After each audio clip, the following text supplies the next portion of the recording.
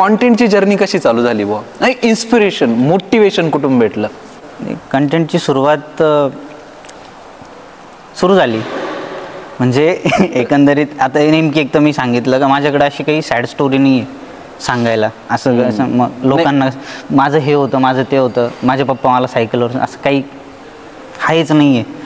तर मग कंटेंटची सुरुवात एक तर मी लहानपणापासूनच किडे करणारा माणूस आहे. शाळेत असताना पण आता निलेश दादा उभे आमचे प्रूफ आहे माझ्याकडे एकदम मोठा.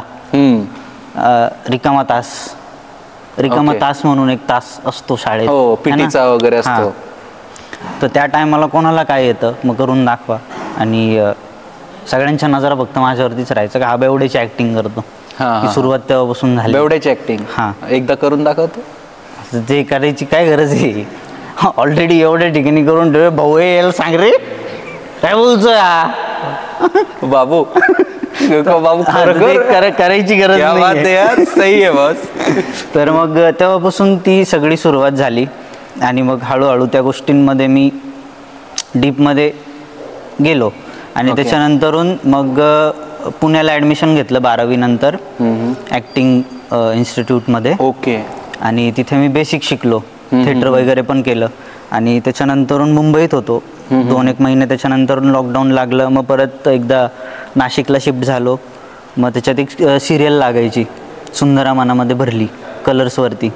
सुंदरा मनामध्ये भरली, बऱ्याच लोकांना माहीत पण असेल. ओके. तर त्या सिरियलमध्ये मी कास्टिंग कोऑर्डिनेटरचं काम करायचो. क्या बात आहे भाई, मला हे माहीत नव्हतं. म्हणजे हां नाही, बऱ्याच लोकांना म्हणजे मी बोलत नाही या गोष्टी, म्हणजे बोललो नाही अजून कुठे अजूनपर्यंत. तर तिथे कास्टिंग कोऑर्डिनेटरचं काम करायचं. पण काम करता करता असं झालं की भैया आपण ॲज अ ॲक्टर म्हणून स्वतःला बघत होतो, काहीतरी करायची इच्छा होती. ते बाजूलाच राहिलं नाही, ते इथं लोकच सिलेक्ट करत बसलोय. मग ते असं थोडंसं हे व्हायचं. मग त्याच्यानंतर मी यूट्यूब चालू केलं, पण यूट्यूबवरती एवढा काही चांगला असा रिस्पॉन्स मला भेटला नव्हता. मग मी त्याच्यानंतरून मला सगळेजण सांगायचे की तू रील एकदा करून बघ. ठीक आहे, नाही तुला वाटत आहे छोटी गोष्ट आहे, करून तर करायला काय जातं आहे, आजकाल ट्रेंडिंगला चालू आहे तो विषय. मग मी त्याच्यात घुसलो. मग त्याच्यात मध्ये सुरुवातीला मी अशाच काहीतरी वेगळ्या वेगळ्या प्रकारच्या रील बनवल्या आणि मग हे भंडचं डोक्यात आलं. तो भंडचा काय विषय होता, कसं काय आला डोक्यात? आता पुण्यात होतो शिकायला. बरं, तुम्हाला वेगळं सांगायची गरज नाही. नाही, बिलकुल नाही. तुम्ही अर्धे पुणे करत शिकून तर आलेच. बरोबर. बऱ्याच गोष्टी बघितल्या पण आहे, बऱ्याच गोष्टी साफ पण केल्या असतील. आता मित्र तसे भेटल्यावरती तर ओके, गॉट इट.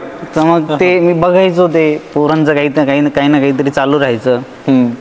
त्यांचे बसायचे, फुकायचे, येडेचाळे करायचे, माझ्या ते डोक्यात राहिले. आणि मग तेच मी याच्यात करण्याचा प्रयत्न केला. ओके. आपण हे शूटमध्ये करून बघू, आणि ते लोकांना आवडलं.